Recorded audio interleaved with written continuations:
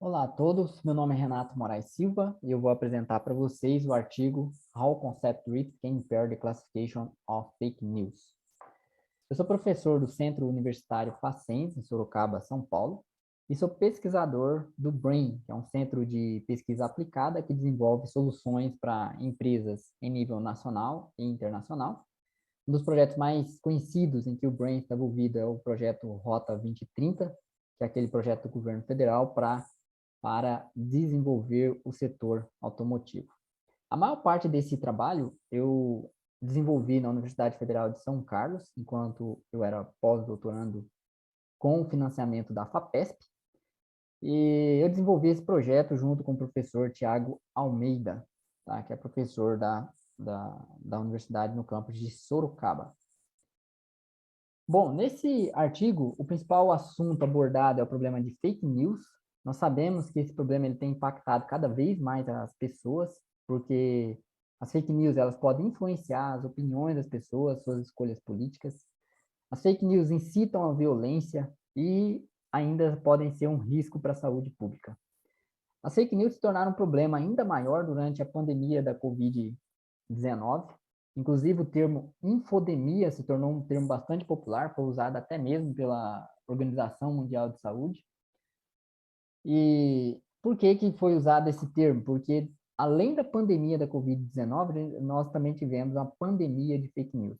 E o problema é que as fake news estimularam comportamentos que atrapalharam os esforços tanto de governos quanto de saúde públicas, de autoridades públicas para implementar medidas de prevenção à Covid-19. Para vocês verem o quanto que esse problema foi grave durante a pandemia, um trabalho do Gallard et al. 2020, eles analisaram as fake news recebidas pelo aplicativo Eu Fiscalizo e observaram que entre 17 de março e 20 de abril de 2020, 65% das fake news ensinavam métodos caseiros para prevenir a pessoa de pegar a doença. E 20% ensinavam métodos caseiros para curar a doença. Então, imagino quantas pessoas desinformadas, né, com pouca informação, que acabaram tomando medidas erradas e podem ter pegado a doença, espalhado a doença, por causa desse tipo de notícia falsa. Na literatura, a maioria dos métodos que abordam, vários métodos que abordam fake news, eles usam aprendizado de máquina. O problema é que a maioria desses estudos usam bases de dados que não contêm informação temporal, tá? Não guarda a data de quando as notícias foram postadas. Além disso, a maioria dos estudos usa o aprendizado offline, que é aquele tipo de aprendizado onde você precisa apresentar todos os dados para o algoritmo ao mesmo tempo. E se precisar retreinar o algoritmo, tem que fazer o retreinamento do zero. O problema é que esse tipo de aprendizado não é muito adequado para notícias, já que as notícias elas podem mudar ao longo do tempo, né? Então, como elas mudam ao longo do tempo, os padrões nos dados dessas notícias também podem mudar ao longo do tempo, o que é conhecido como fenômeno de concept drift.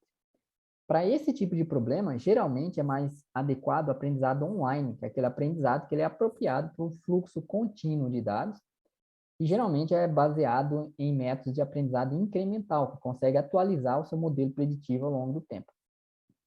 Nos estudos que usam aprendizado online, geralmente eles usam a abordagem chamada Prequential, onde um dado é apresentado por vez para o classificador, que faz a sua predição.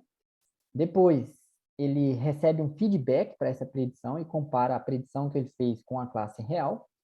E com base nessa informação, ele pode atualizar o seu modelo preditivo.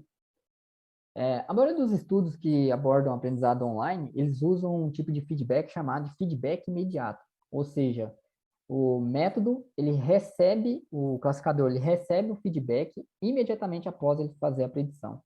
Só que esse tipo de feedback ele não acontece muito na prática, né? Por isso que alguns estudos, como por exemplo filtragem de spam, analisam também outros tipos de feedback, como por exemplo o feedback atrasado e incerto. Tá? O atrasado ele é um feedback que acontece algum tempo depois que o classificador fez a predição e um incerto o classificador não recebe feedback todas as vezes. Tá? Então nós vimos aqui que os métodos que abordam, os estudos que abordam fake news geralmente utilizam aprendizado offline. E vimos também que aqueles poucos que usam aprendizado online geralmente utilizam a abordagem feedback somente imediato e também não usam a data de postagem das notícias. Então, existem questões em aberto na literatura que precisam ser analisadas. Com base nisso, esse artigo nós tentamos responder as seguintes questões de pesquisa. Como que o fenômeno de concept drift afeta a classificação de fake news? Nós queremos analisar também se a performance dos métodos treinados com aprendizado online eles se sustentam ao longo do tempo com a mudança nos padrões dos dados. E também queremos analisar qual que é o impacto dos tipos de feedback na performance dos métodos de aprendizado online. Para responder essas perguntas, nós fizemos experimentos utilizando o método passivo-agressivo, que é um dos métodos mais conhecidos da literatura de aprendizado online, tá? Que é capaz de atualizar seu aprendizado ao longo do tempo. Nós utilizamos a abordagem frequential, que é aquela que eu expliquei, onde você recebe um dado por vez e depois recebe feedback e pode atualizar o seu modelo. E nós utilizamos feedback chamado de treinamento no erro, tá? Somente atualiza o modelo preditivo se ele errar a classificação. Tá? Esse é o tipo de treinamento mais utilizado na literatura. Como que nós analisamos o problema de fake news em relação ao aprendizado online? Bom, nós utilizamos duas bases de dados, que é a NELA GT 2019 e 2020, tá? E nós fizemos o seguinte, nós treinamos o método de classificação com todas as notícias de janeiro a novembro de 2019 e classificamos em novembro de 2019 e obtivemos resultados. E fizemos, né, treinamos até dezembro de 2019 e fizemos a classificação com as notícias de dezembro de 2019 e obtivemos resultados. Esse classificador, que foi treinado de maneira offline, não atualizou o seu modelo incremental ao longo do tempo, foi testado nas notícias de 2020. E aí vocês verem, olha só a queda de desempenho aqui em relação à F-medida. Nessa linha azul aqui, nós temos as notícias, todas as notícias, né? Então, nós vemos que teve uma queda de desempenho muito grande entre o que foi obtido até o final de dezembro de 2019 e em janeiro de 2020, né? Se nós analisarmos apenas as notícias de Covid-19, nós podemos ver que a queda de desempenho foi maior ainda, né? Então, ela causou um impacto maior ainda no classificador. Então, por meio desse resultado aqui, parece que utilizar aprendizado offline não é uma boa escolha para a classificação de fake news, principalmente em eventos impactantes como, né, Covid-19 e também as eleições americanas, né? Nas eleições americanas, a queda foi um pouquinho menor, mas mesmo assim é uma queda muito drástica em relação ao que foi obtido em 2019. Depois, nós pegamos esses mesmos classificadores, né, que foram treinados aqui até novembro de 2019 e dezembro de 2019, pegamos esse classificador de dezembro de 2019 e começamos a atualizar ele utilizando o aprendizado online, né? E nós observamos que, atualizando esse classificador ao longo do tempo, ele conseguiu manter o seu desempenho que foi observado ali em dezembro de 2019, né? O que indica que, né, utilizar o aprendizado online, né, é uma boa escolha para a classificação de fake news. Aqui, nessa linha azul, são aqueles resultados do aprendizado offline, né, sem atualizar o classificador. Olha só a diferença muito grande, né, que existe aqui. Então, né, a gente vê que o aprendizado online parece ser a melhor escolha do que o aprendizado offline na classificação de fake news.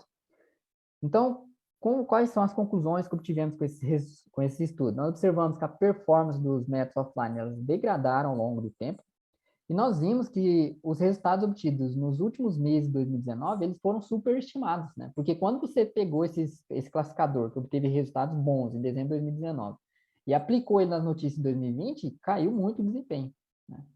Já no aprendizado online, a performance, o desempenho do classificador, ela foi melhorando ao longo do tempo. Então, o fato de você atualizar o classificador ao longo do tempo, ele conseguiu manter o seu desempenho, tá? Então, parece ser crucial utilizar, né, aprendizado online para filtragem de fake news. Além disso, eu mostrei aqui apenas os resultados do feedback imediato, mas no artigo nós analisamos também os feedbacks incerto e atrasado, tá? Só que a gente observou que existe uma diferença muito pequena entre os tipos de feedback, tá? Então, nesse problema de fake news, parece que o feedback não é tão importante. É mais importante você usar aprendizado online, porque até mesmo no feedback mais ruim de todos, que é o incerto, onde nem sempre recebe feedback, o algoritmo ele foi muito melhor do que no aprendizado offline. Bom, aqui estão as referências que eu usei nessa apresentação e agradeço a atenção de todos. Obrigado.